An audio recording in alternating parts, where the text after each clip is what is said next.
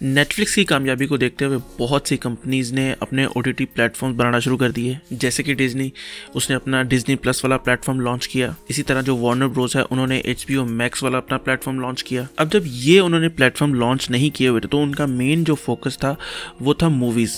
लेकिन अब जब से ये प्लेटफॉर्म लॉन्च हुए हैं, लोग घर बैठे मूवी देख सकते हैं, तो इन्होंने अपना जो है फोकस शिफ्ट करने की कोशिश की है टीवी शोज़ की तरफ भी। और वार्नर ब्रोस ने जो अनाउंस किया कि वो अपनी मूवीज़ को इन प्लेटफॉर्म पर भी साथ ही रिलीज करेंगे अगर वो थिएटर में रिलीज करेंगे, जिससे एक बहुत बड़ा शिफ्ट आया है सिनेमा इंडस्ट्री में। अब कुछ जो टीवी शोज हैं उनकी तो ऑफिशियल अनाउंसमेंट हो चुकी है, जैसे कि ग्रीन लैंटर्न वाली सीरीज है उसका हमें पता है, लेकिन कुछ चीज़ें हैं जो अभी भी रूमर हैं और ये हमें पता लग रहा है कि वो भी डेवलपमेंट में हैं, और इनमें से बहुत से शोज DC से रिलेटेड हैं। लेकिन इस वीडियो में मैं जिन शोज़ का जिक्र करने जा रहा हूँ वो DC EU से रिलेटेड हैं।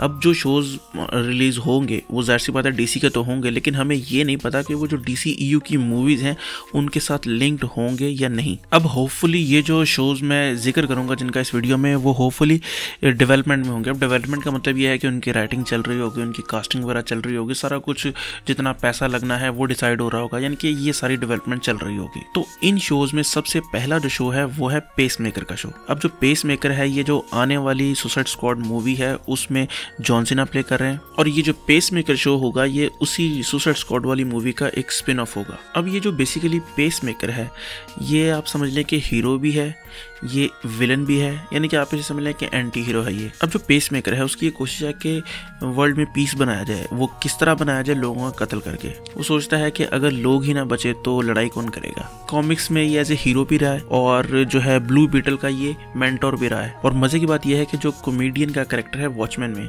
वो बेसिकली इसके ऊपर बेस्ड था, तो ये भी काफी एक इंटरेस्टिंग कैरेक्टर है। और अगर ये स्पिन ऑफ शो आता है तो इससे ये ब्लू बीटल का शो भी शुरू कर सकते हैं। उम्मीद है कि ये शो भी काफी अच्छा होगा। जिस तरह हमें डूम पेट्रोल का नहीं पता था कि वो कितना शो अच्छा होगा, उसी तरह हमें इसका भी नहीं पता कि ये शो कितना अच्छा होगा, लेकिन हम उम्मीद कर सकते हैं कि ये उतने लेवल का हो। अच्छा, नेक्स्ट जो शो है जो DC EU से लिंक्ड होगा वो है द अमेज़न्स। अब ये थेमेस्किरा बेस जो है वो स्पिन ऑफ होगा, जो कि बेसिकली डायना के थेमेस्किरा छोड़ने के बाद की स्टोरी होगी, यानी कि वंडर वुमन 84 और वंडर वुमन जो थर्ड आएगी उसके बीच की स्टोरी होगी कहीं की। और ये भी मेरे ख्याल से काफी अच्छी चॉइस है, क्योंकि थेमेस्किरा काफी खूबसूरत है तो उसको एक्सप्लोर करना बनता है। होपफुली ये शो भी अच्छा होगा। अच्छा, जो नेक्स्ट शो है वो है एक्वामैन 2 से पहले आएगा और उस शो का नाम होगा द ट्रेंच, और ये एक हॉरर फिल्म बेस होगा जो कि किंगडम ऑफ ट्रेंच को जो है एक्सप्लोर करेगा। जो हमने एक्वामैन आपने 1 देखी हो, एक्वामैन 2 तो खैर आई नहीं अभी, वो आएगी फ्यूचर में।